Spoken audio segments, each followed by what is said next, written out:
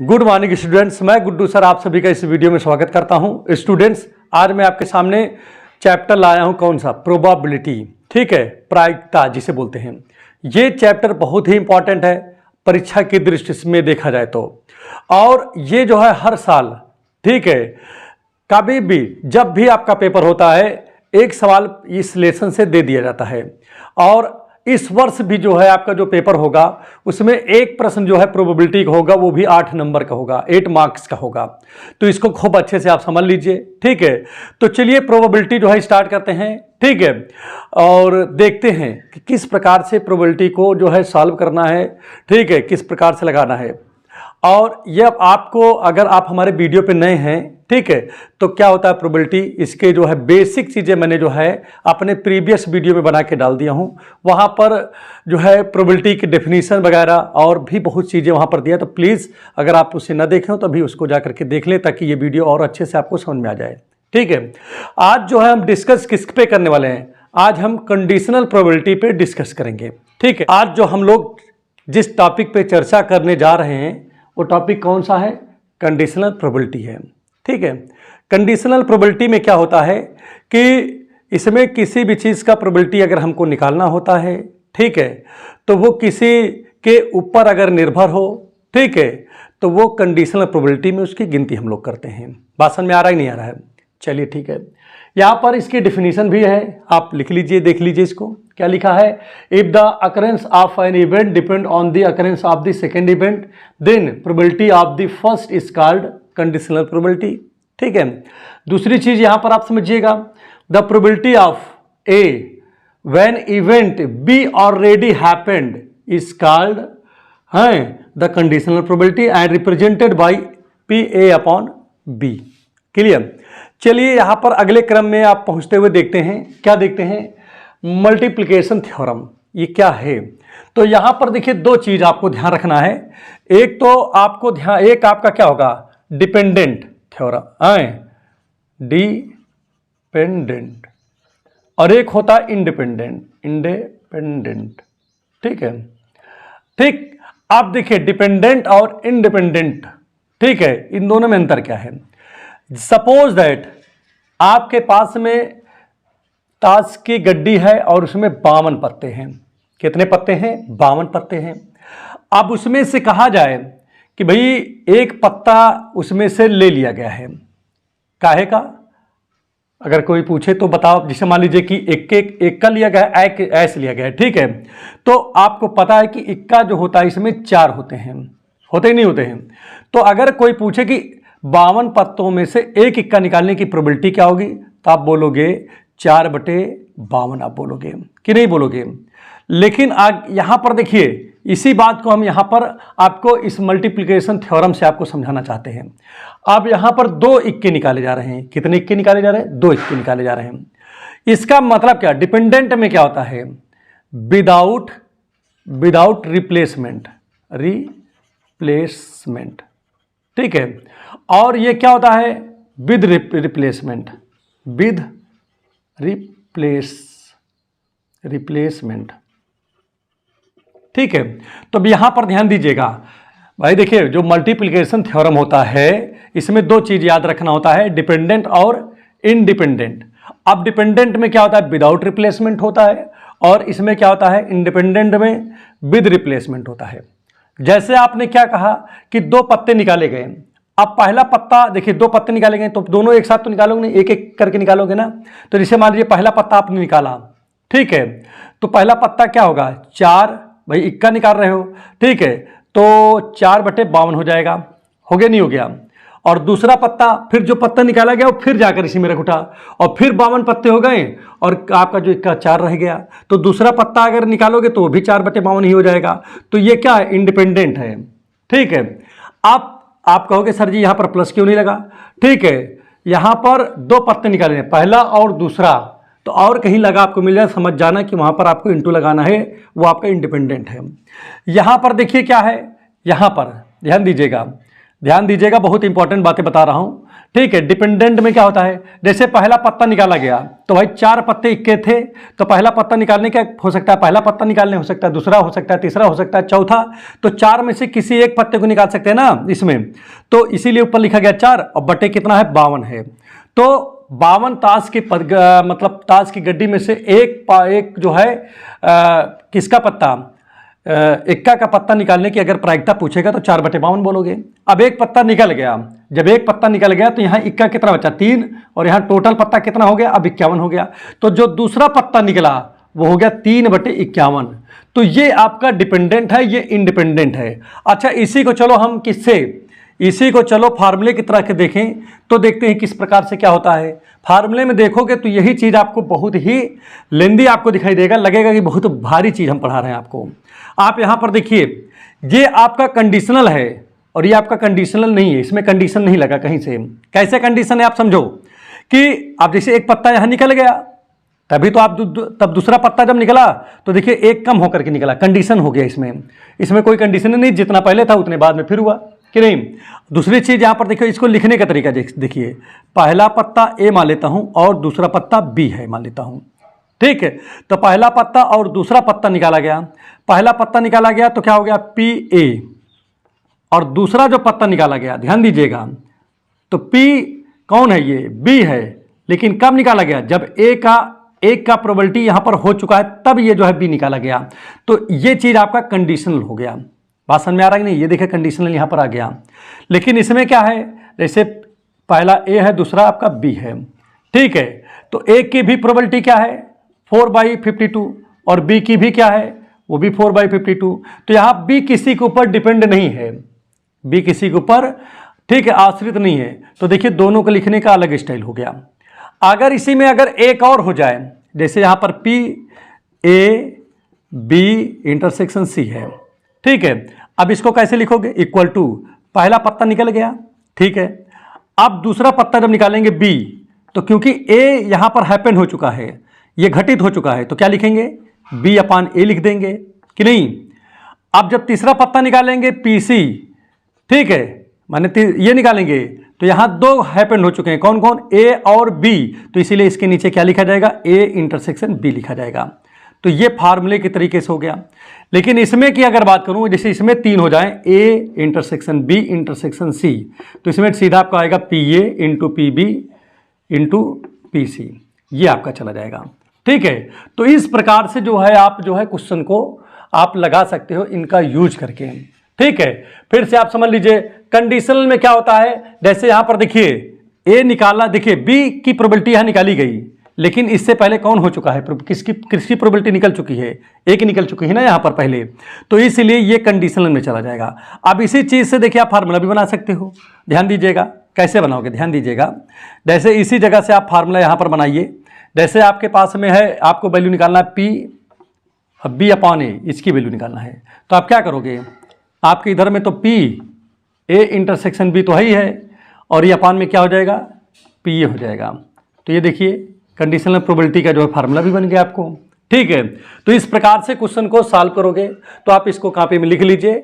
अब NCERT के जो है क्वेश्चंस हैं उनको मैं लगाने जा रहा हूँ। ठीक है, तो चलिए स्टार्ट करते हैं क्वेश्चन को, तो ज़्यादा समझ में आ जाएगा।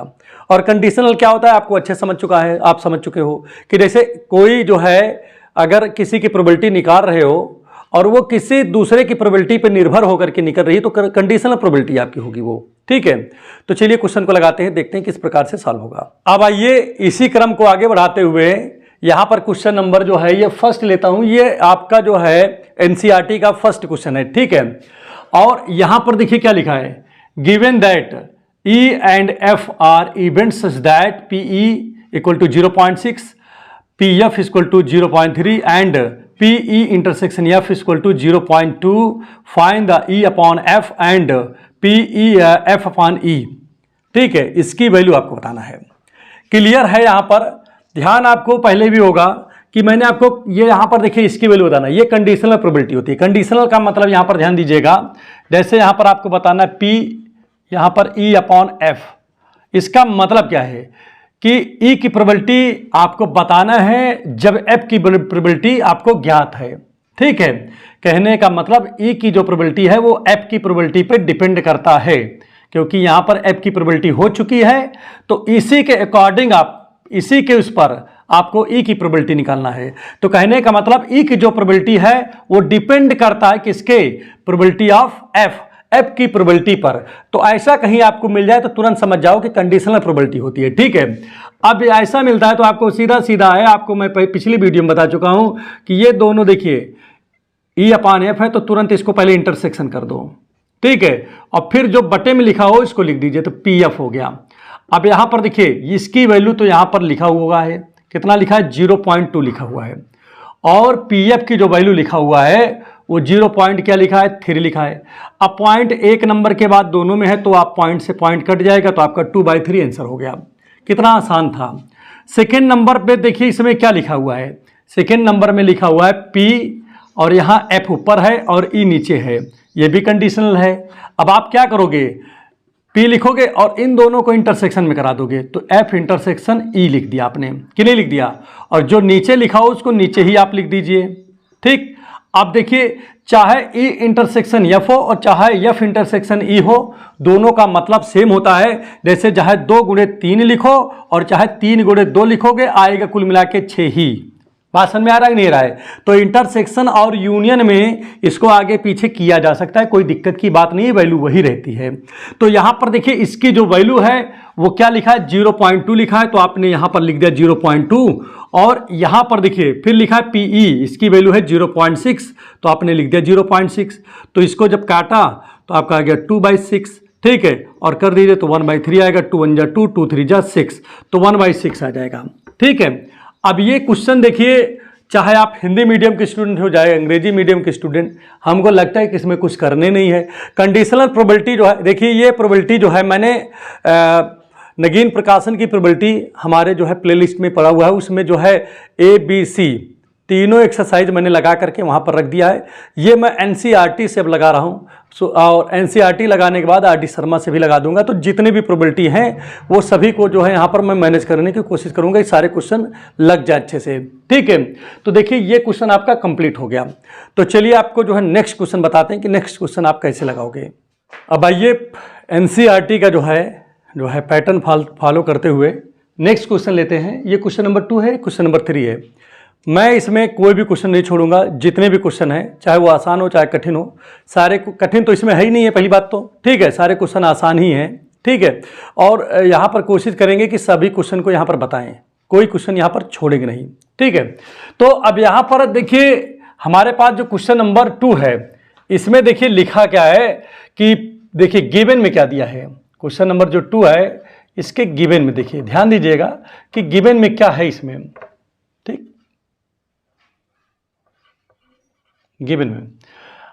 गिवन में है PB जिसकी वैल्यू है 0.5, और क्या गिवन में है PA इंटरसेक्शन B जिसकी वैल्यू दिया है 0.32, और आपको बताना है टू फाइंड, यहां पर क्या बताना है भाई, आपको बताना है PA/B, इसकी वैल्यू बताना है।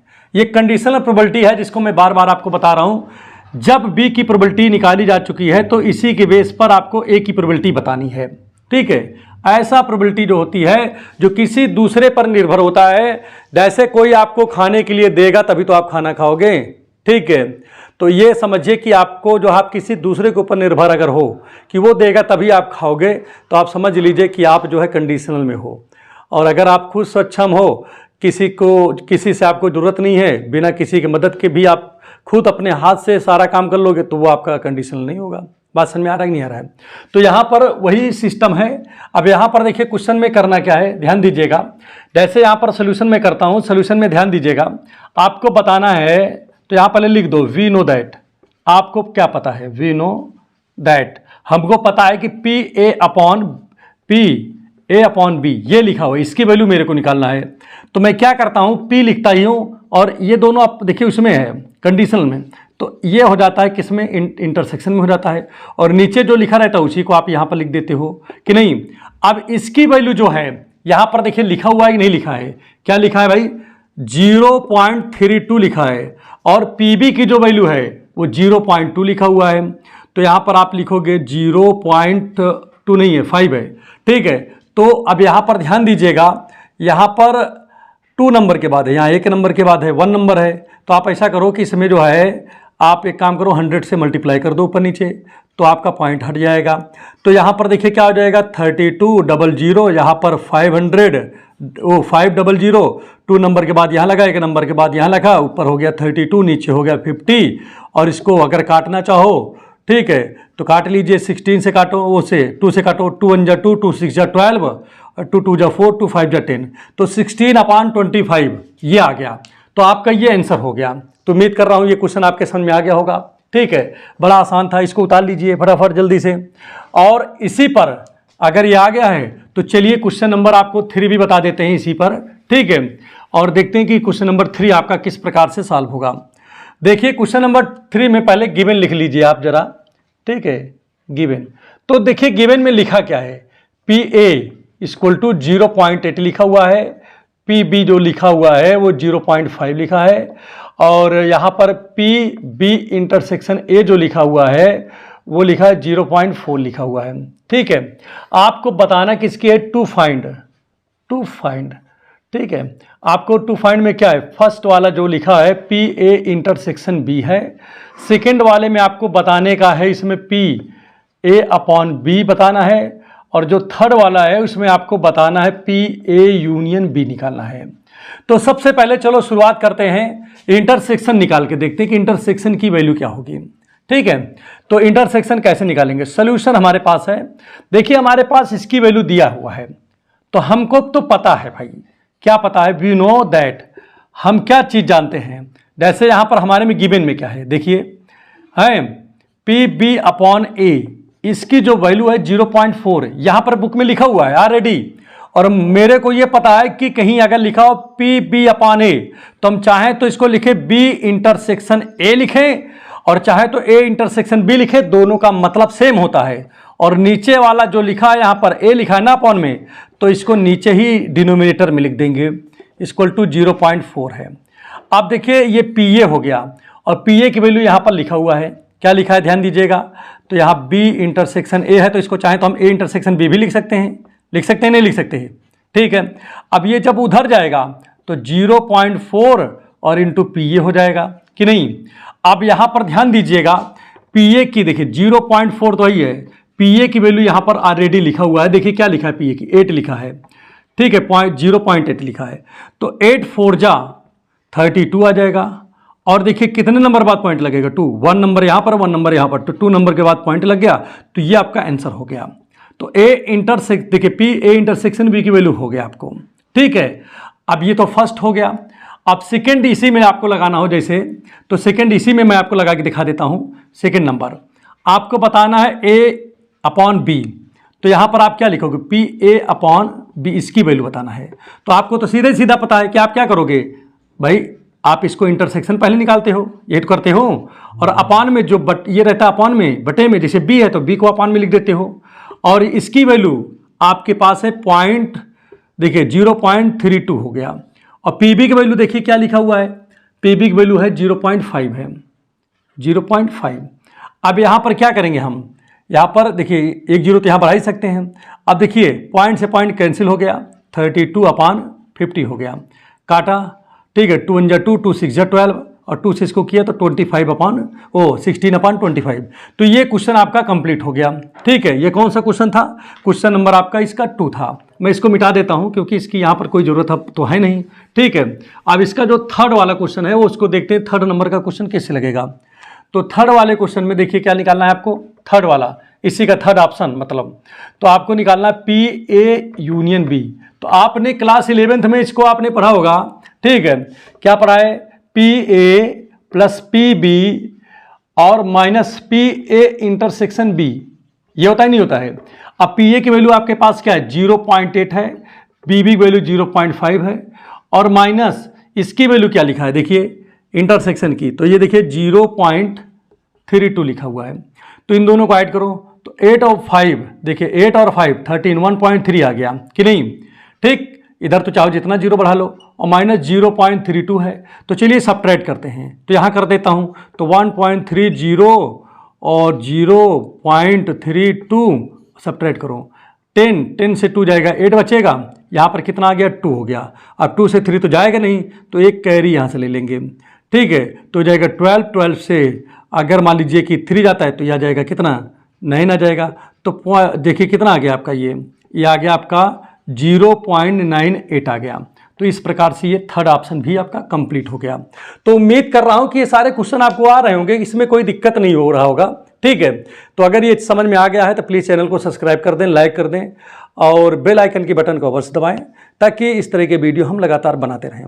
कोशिश हमारी यही रहेगी कि हम जो है एनसीईआरटी के सभी क्वेश्चन को मैं आपको बता दूं, इसके बाद आरडी शर्मा के बताएंगे, ठीक है, ताकि जो है आपको कहीं से भी किसी प्रकार से जो है इस चैप्टर में अर्थात प्रोबेबिलिटी में आपको कोई दिक्कत ना हो। धन्यवाद।